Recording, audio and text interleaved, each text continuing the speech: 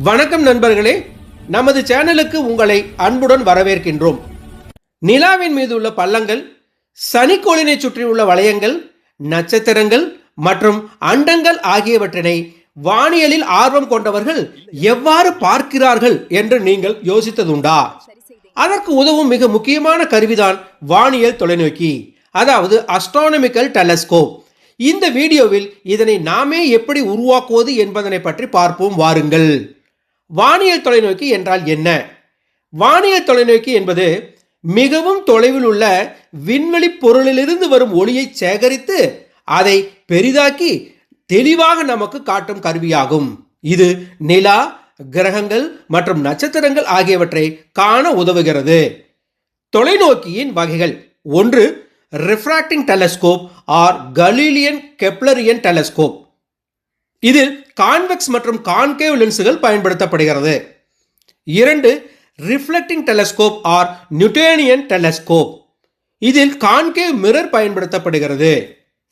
ஒரு குவிலென்ஸின் குவிய தூரத்தை எவ்வாறு காண்பது?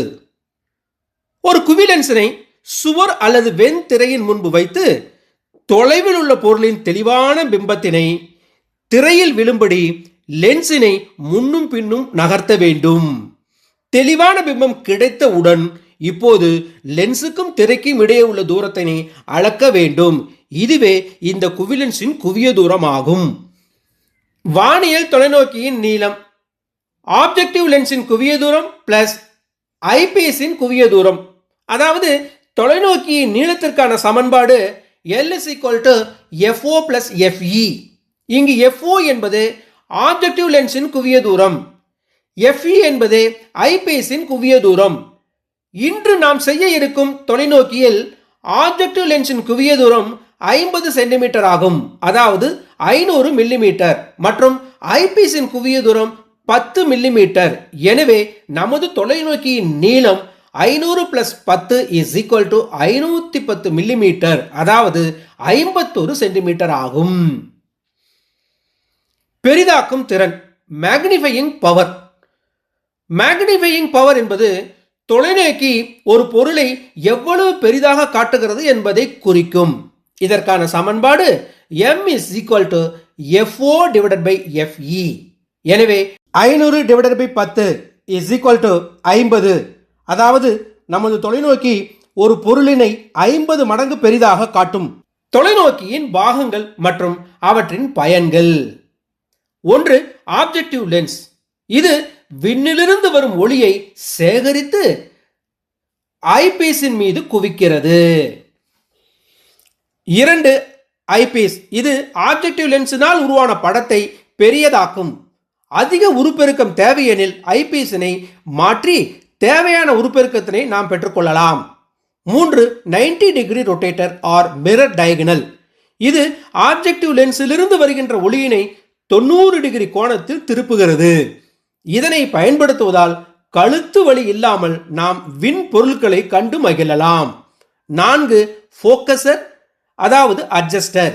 இது பொருளருகு லென்ஸுக்கும் கண்ணருகு லென்ஸுக்கும் இடையே உள்ள தூரத்தினை கூட்டவோ அல்லது குறைக்கவோ, அதாவது மெதுவாக நகர்த்த உதவுகிறது. இதனால் நாம் வான் பொருட்களை தெளிவாக பார்க்க முடியும். 5. Optical tube. இது சாதாரண PVC பைப்பு தான். இது அனைத்து பாகங்களையும் ஒரே நேர்கோட்டில் வைத்திருக்க உதவுகிறது. இனி எப்படி தொலைநோக்கியினை வடிவமைப்பது என்று ஒன்றன் பின் ஒன்றாக பார்ப்போம். முதலில் 50 சென்டிமீட்டர், அதாவது 500 மில்லிமீட்டர் குவிய தூரமும் 50 mm விட்டமும் கொண்ட ஒரு குவிலென்ஸினை வாங்கிக் கொள்வோம். இதுதான் ஆப்ஜெக்டிவ் லென்ஸ்.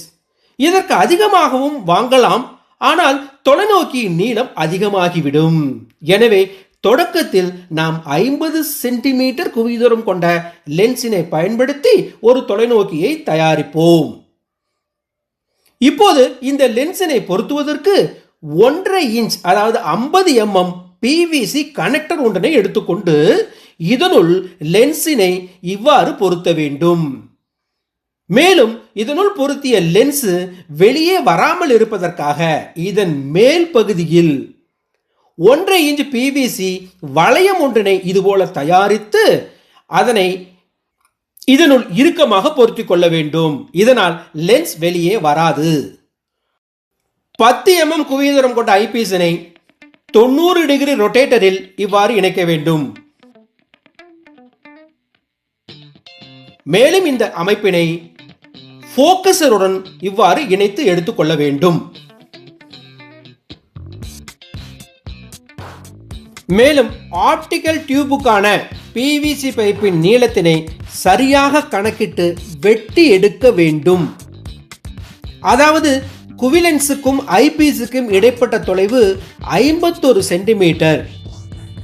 ஆனால் ஐபீஸிலிருந்து அட்ஜஸ்டர் வரை உள்ள தொலைவு முன்பே 20 சென்டிமீட்டர் இருப்பதால் 31 சென்டிமீட்டர் பிவிசி பைப் இருந்தால் போதுமானது. இதனை இப்படி சரியாக வெட்டி எடுத்துக்கொள்வோம். பின்னர் இந்த பிவிசி பைப்பின் ஒருபுறம் ஐபீஸ், 90 டிகிரி ரொட்டேட்டர் மற்றும் போக்கஸரினை இவ்வாறு இணைத்துக் கொள்ள வேண்டும்.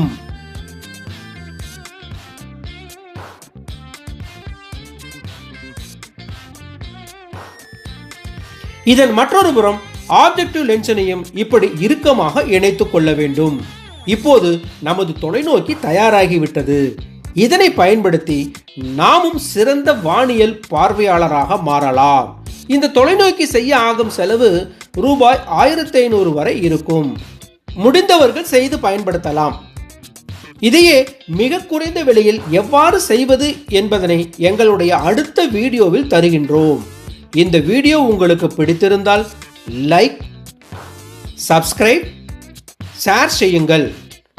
தேங்க்ஸ் ஃபார் வாட்சிங் திஸ் வீடியோ. நன்றி நண்பர்களே. மீண்டும் அடுத்த வீடியோவில் சந்திப்போம்.